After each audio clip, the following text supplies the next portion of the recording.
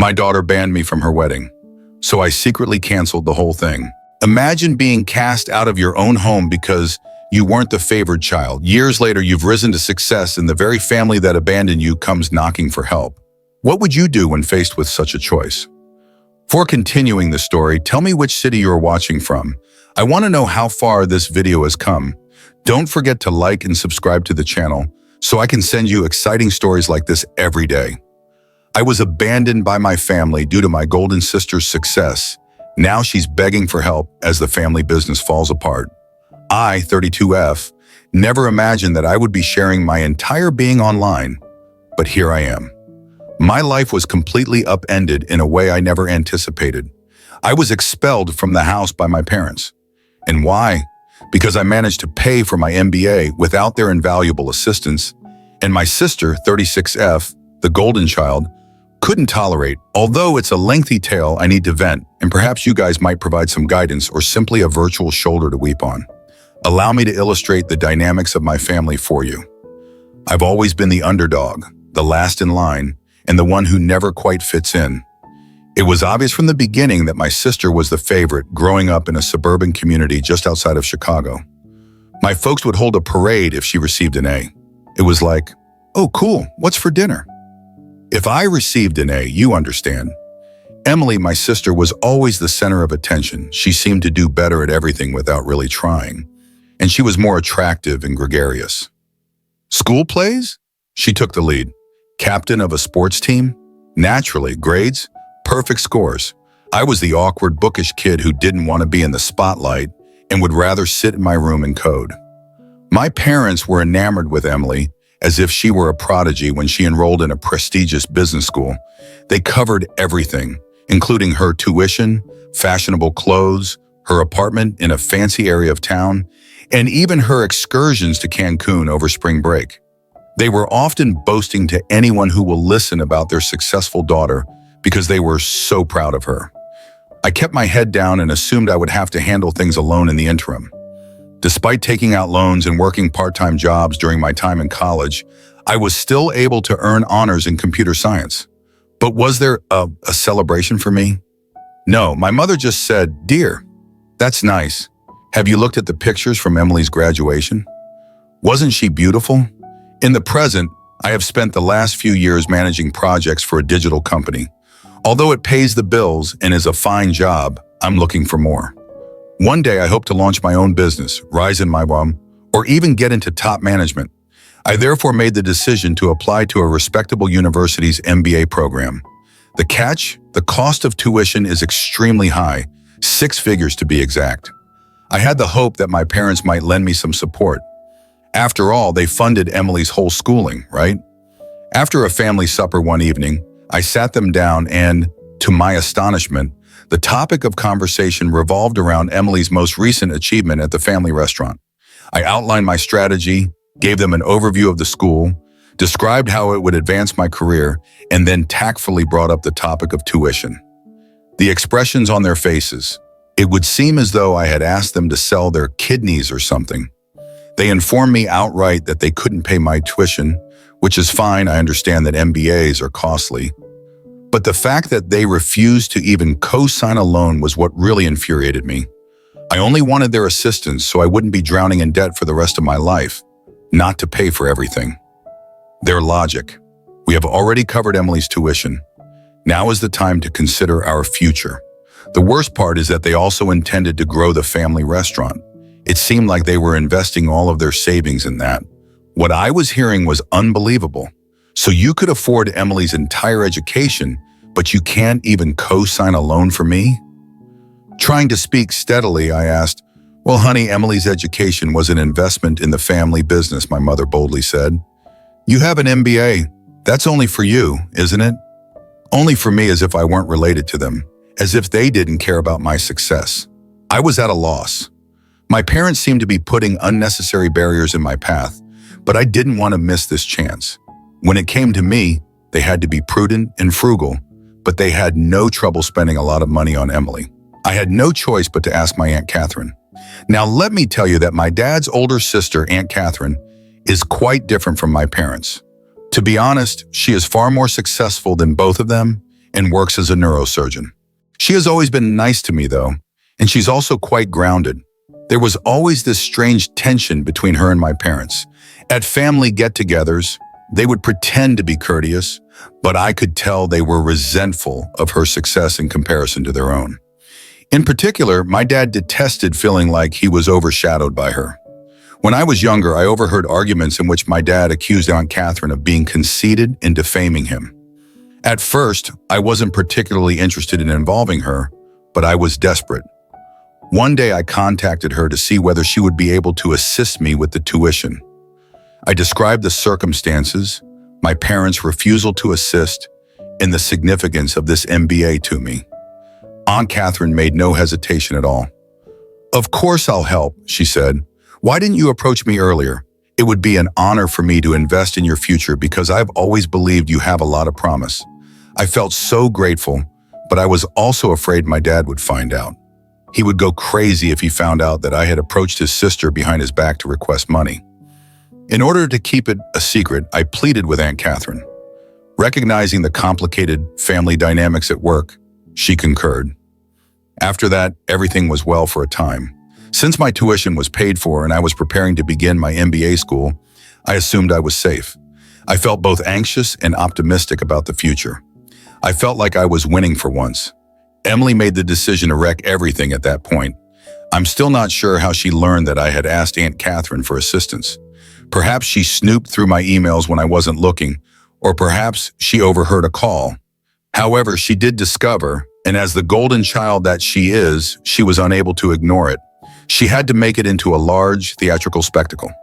After a long day at work, I was thrilled to share some news about my impending MBA orientation when I got home one evening. However, I could sense a problem as soon as I entered the room. The home was eerily silent, and the air felt heavy with stress. My heart fell as I walked to the living room. Everything I owned, including my books, clothes, and even my bedding, was put up in boxes. I felt as though the house was erasing me. Emily was standing off to the side with this smug, self-satisfied expression on her face while my parents were seated on the couch, their emotions a mixture of disappointment and rage. I had the impression that I had entered an intervention. My father wasted no time. "Explain this," he asked, tossing me a pile of papers. I picked up the papers with trembling hands, not understanding a word he was saying. I became aware that Emily had completely lost her mind at that point. She had created these fictitious emails between Aunt Catherine and me, giving the impression that I was betraying the family. The emails gave the impression that I had given Aunt Catherine the trade secrets of our family restaurant in return for her covering my tuition. Recipes, supplier details, and even the restaurant's finances were discussed. I didn't really have access to any of these things, but Emily did. My eyes were unbelievable. After looking through my laptop, Emily discovered several emails that I had sent with Aunt Catherine, which she subsequently altered using Photoshop or some other program. She painted me as a traitor of some sort, as though I had betrayed our family. I was taken aback. This isn't real. I stumbled my way out. These emails are fraudulent.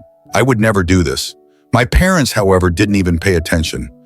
My mom was crying as they stood there, and my dad was furious and red-faced. He said, "We trusted you, and you stabbed us in the back." They trusted Emily, regardless of what I said, since they obviously did.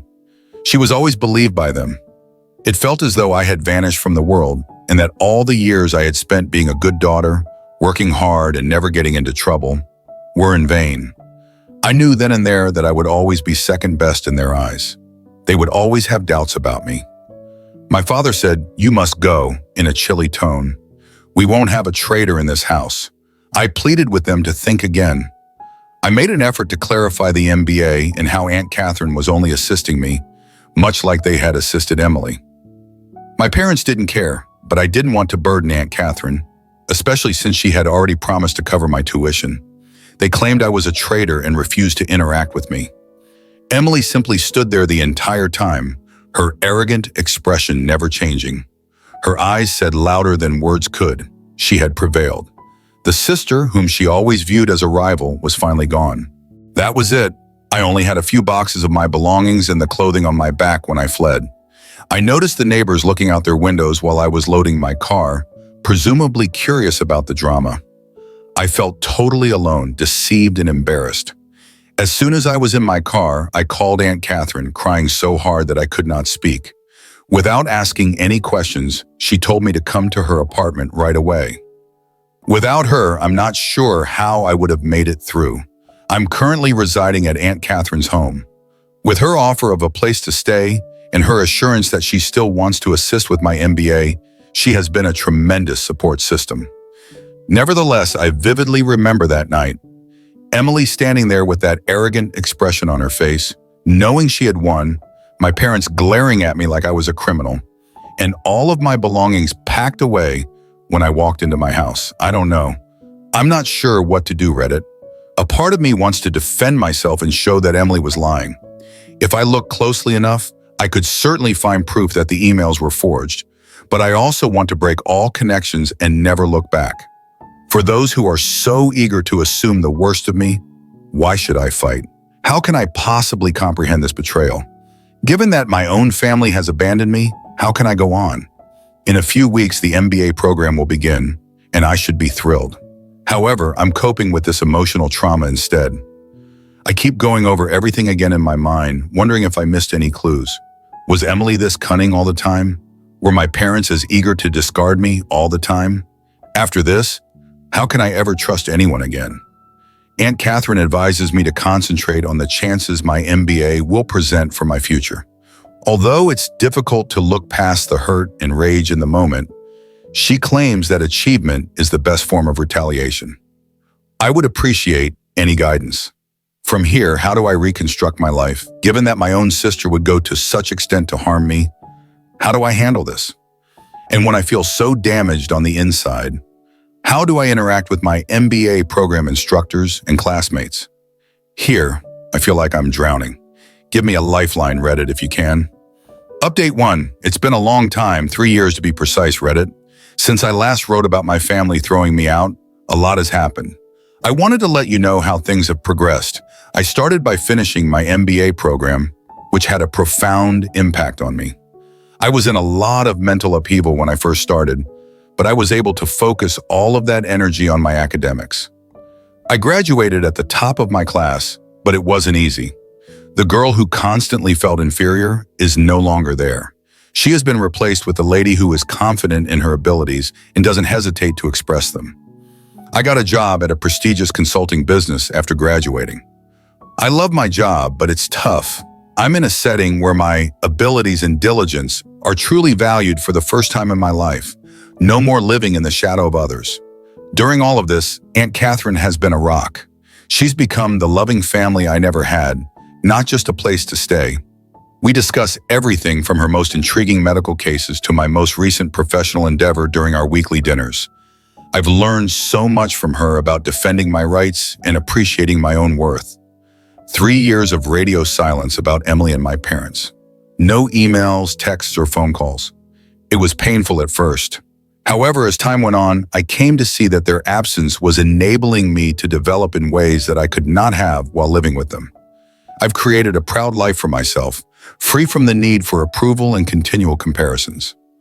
However, life can be unpredictable. Last Saturday, just when I thought I had everything worked out, Emily arrived at my door. I nearly failed to identify her. The air of superiority and the fancy attire vanished. She was wearing a basic sweater and jeans that had seen better days, and she had big circles under her eyes and her hair pulled up in a hurry. She looked discouraged. "Hey," she said in a little voice, "can we talk?" Curiosity overcame my want to slam the door in her face. I opened the door for her. Emily sat uncomfortably fidgeting on the couch. "I need your help," she blurted out at last. "The eatery is having problems, serious problems. The family firm," she said, "was close to going bankrupt. Our parents' much-anticipated large expansion had turned out to be a complete failure. They were drowning in debt because they had overextended themselves and took out large loans." When Emily said, "Dad's talking about filing for bankruptcy," her voice broke. "Mom is in disarray, and I'm at a loss for what to do. Despite my best efforts, I am unable to resolve this." As I listened, I experienced a range of feelings. I had a sick sense of satisfaction. Wasn't this retribution for the way they handled me? However, I also experienced a twinge of, Not quite pity, but a near feeling. "Why are you telling me this?" I inquired. "What do you expect me to do?" Emily's eyes were filled with desperation as she gazed at me. "You're doing fantastically in your new work and with your MBA. I hope you may be able to assist, offer some guidance, or—" I understood what she was asking, but she didn't finish the phrase. She desired money. The black sheep is being rescued by the golden child. The irony was nearly unbearable. I said, "Let me get this straight," maintaining a calm voice. "After everything that happened, after 3 years of silence, you show up asking for help." Emily was gracious enough to appear embarrassed, quietly. "I know I messed up," she said. "I felt envious. All right? You were always so capable and intelligent. I lost it when I learned that Aunt Catherine was assisting you. I apologize." After 3 years, all she could do was apologize. It was dreadfully insufficient. "Sorry doesn't cut it, Emily," I responded. "You have no idea what I've been through because of what you did." "I know," she responded, her eyes welling with tears. "But we're still related, aren't we? Family members support one another. Just give it some thought, please." Family. The word struck me hard. After everything that had transpired, were we still related? I informed Emily that I needed some time to reflect. With a disappointed expression, she left her number and left. And now I'm here, attempting to decide what to do. On the one hand, I've put a lot of effort into creating this new life for myself. The familial drama, the incessant comparisons, and the sense of inadequacy have all finally left me. Is it really my intention to become entangled in all of it again? However, a tiny part of me still gives a damn. I feel something when I consider my parents' bankruptcy. Not quite pity, but also not disinterest. However, there is a part of me that sees this as a chance to show them what they lost when they rejected me. To definitively demonstrate that I am not the failure they have always believed me to be. However, is it worthwhile? After the way they treated me, do I owe them anything? And would things truly change, even if I did help? Or regardless of what I do, would I always be the second best daughter? Reddit, I'm conflicted. How would you respond if I were you? Should I defend myself and let my family work out their own problems? Or should I assist them and run the danger of getting injured again? I've been thinking about it for the past few days, but I'm still not convinced. A part of me wants to step up, offer them a helping hand, and pull them out of this mess. It might present an opportunity to reestablish our friendship on more equal terms. Another part of me, though, is screaming to go away. I'm still recovering from the profound damage they caused me. Would I truly want to expose myself to that suffering once more? Aunt Catherine and I have discussed it. As usual, she has been encouraging, telling me that she will support me no matter what. However, she cautioned me as well. "Sometimes helping others means sacrificing yourself," she stated. "Make sure you are not setting yourself on fire to keep them warm." I've been distracted recently, and my coworkers have noticed. Some have listened sympathetically, but I haven't told them the specifics. One of them stated, "Sometimes the most professional thing you can do is to keep your personal life separate from your work." That statement has stayed with me ever since. The MBA courses on crisis management and corporate turnarounds are still on my mind. It's likely that I could assist them and provide a strategy for escaping this situation.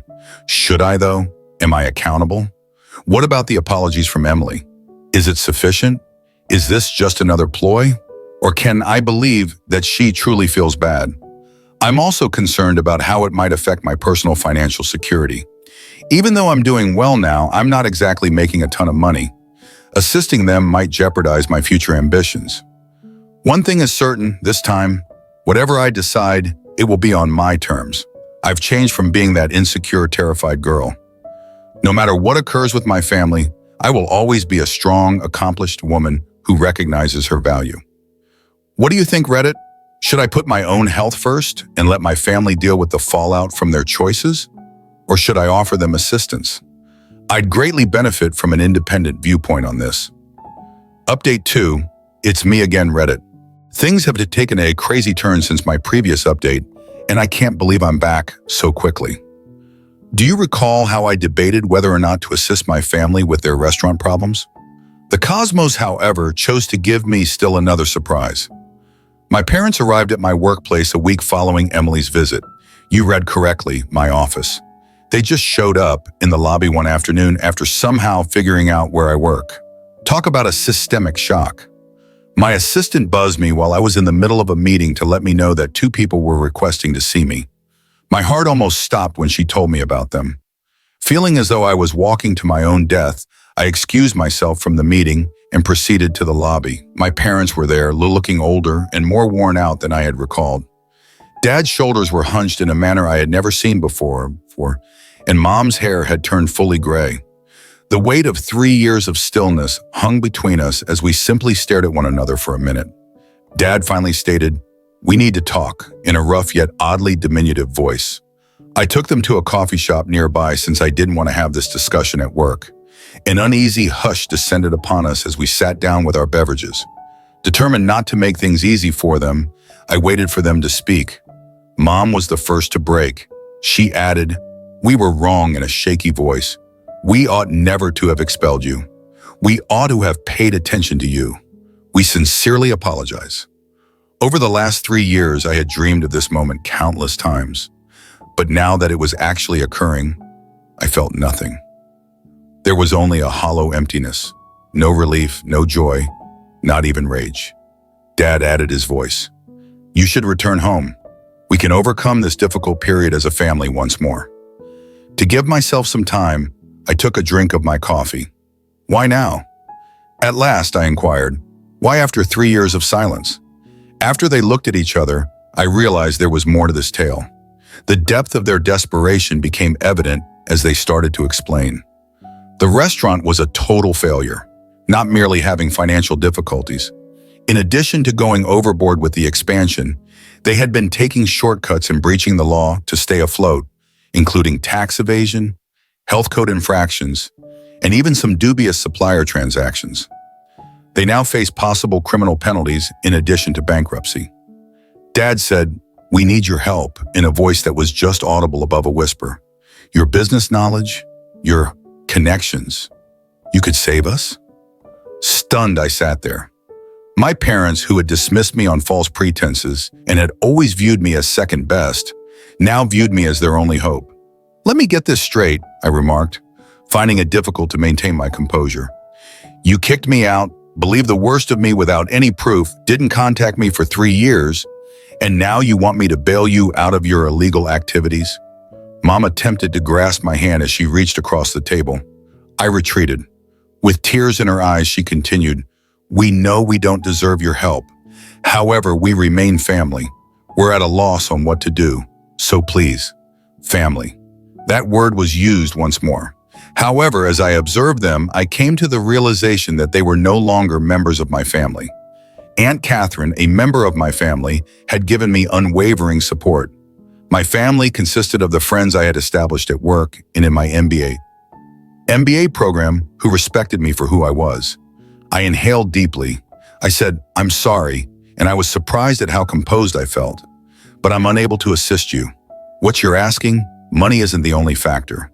You're asking me to sacrifice all I've worked so hard to achieve, including my job and principles. I'm not capable of doing it." Their shocked expressions were nearly funny. They obviously didn't think I would say no. Anger colored Dad's face. "After everything we've done for you," I interrupted him. "What have you done for me?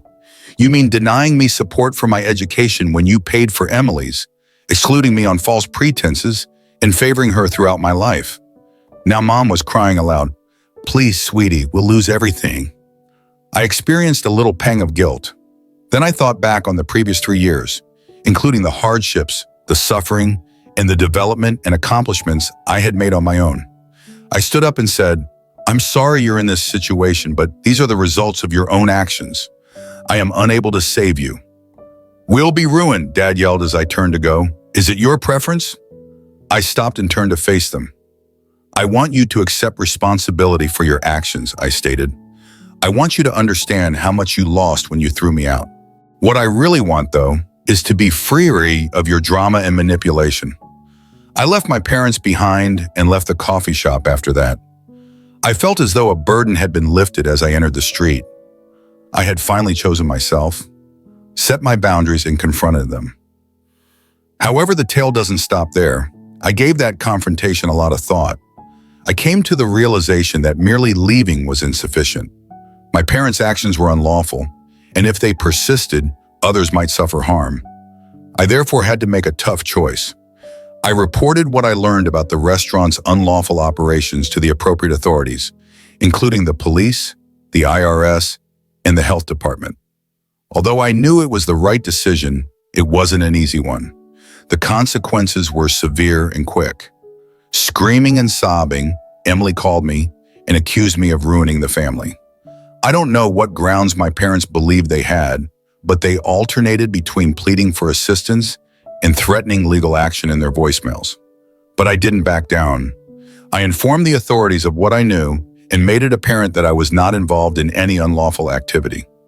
Aunt Catherine was there for me during the difficult few weeks, reassuring me that I was acting morally. Although the inquiry is still underway, the eatery has reportedly been closed while a thorough audit is conducted. Emily and my parents are facing severe legal repercussions. Although it's not a joyful conclusion, it's a fair one. In my case, I'm doing all right, actually better than all right. With everything, there's a feeling of closure. The harmful family dynamics that hindered me for so long have now been broken. I have a successful career. I've even received an approach regarding a possible promotion. I feel like I've found a true professional home because of how supportive my coworkers have been during this process. I've never been closer to Aunt Catherine. After everything calms down, we're arranging a trip together so we have something to look forward to after all this worry. I'm not going to act like it's been simple. There are times when I question whether I made the correct decision and feel bad. However, I know I made the correct decision when I think back on all the suffering they inflicted on me, including the years of manipulation and partiality.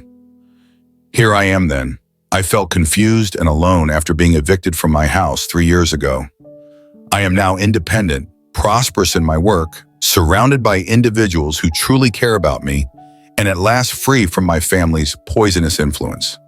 Sometimes life puts you in situations where you must face heartbreak caused by the very people you thought would always be your rock. This woman's story is a testament to how someone can rise from betrayal, abandonment, and build a life worthy of their true value. She chose not to seek revenge, not to reclaim love from her family, but instead to focus on healing and carving her own strong, independent path. It's heartbreaking to realize that blood ties can sometimes hurt us the most. Yet through that pain, she found that real family isn't always where you're born. It's where people genuinely love, accept, and uplift you. With the support of her newfound loved ones, she found peace within herself and a life full of meaning. If this story has touched your heart or made you reflect, don't forget to leave a comment sharing your thoughts. And if you want to keep following powerful emotional stories like this one, make sure to subscribe to our channel and hit the notification bell so you don't miss a single video. Let's build a community where we can learn, empathize, and find strength within ourselves. Thank you for watching, and see you in the next video. Here, I've even received an approach regarding a possible promotion. I feel like I've found a true professional home because of how supportive my coworkers have been during this process. I've never been closer to Aunt Catherine. After everything calms down, we're arranging a trip together so we have something to look forward to after all this worry. I'm not going to act like it's been simple. There are times when I question whether I made the correct decision and feel bad. However, I know I made the correct decision when I think back on all the suffering they inflicted on me, including the years of manipulation and partiality. Here I am then. I felt confused and alone after being evicted from my house 3 years ago. I am now independent, prosperous in my work, surrounded by individuals who truly care about me, and at last free from my family's poisonous influence. Sometimes life puts you in situations where you must face heartbreak caused by the very people you thought would always be your rock. This woman's story is a testament to how someone can rise from betrayal, abandonment, and build a life worthy of their true value. She chose not to seek revenge, not to reclaim love from her family, but instead to focus on healing and carving her own strong, independent path. It's heartbreaking to realize that blood ties can sometimes hurt us the most. Yet through that pain, she found that real family isn't always where you're born. It's where people genuinely love, accept, and uplift you. With the support of her newfound loved ones, she found peace within herself and a life full of meaning. If this story has touched your heart or made you reflect, don't forget to leave a comment sharing your thoughts. And if you want to keep following powerful emotional stories like this one, make sure to subscribe to our channel and hit the notification bell so you don't miss a single video. Let's build a community where we can learn, empathize, and find strength within ourselves. Thank you for watching, and see you in the next video.